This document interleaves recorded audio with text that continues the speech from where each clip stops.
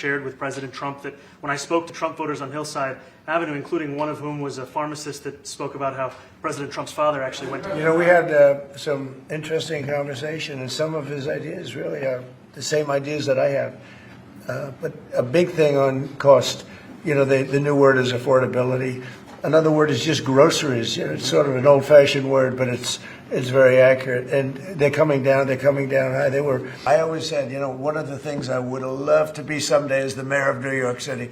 Being the mayor of New York, and especially now, because what we did is we discussed crime.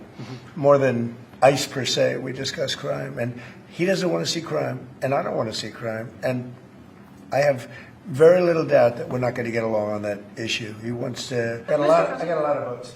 One more, go ahead. One or two more, go ahead. We had a meeting today that actually surprised me. He wants to see no crime. He wants to see housing being built. He wants to see rents coming down, all things that I agree with.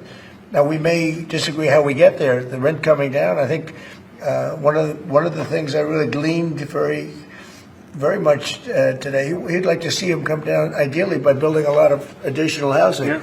That's the ultimate way. He agrees with that, and so do I. But if I read the newspapers and the stories, I don't hear that, but I heard him say it today, and I think that's a very positive step. No, I don't expect. I expect to be helping him, not hurting him. A big help, because I want New York City to be great. You used to call New York City home. Would you feel comfortable living in New York City under a Mamdani administration? Yeah, I would, especially after the meeting. Absolutely. What makes you comfortable? We agree on a lot more than I would have thought. I think I want him to do a great job, and we'll help him do a great job. You know, he may have different views.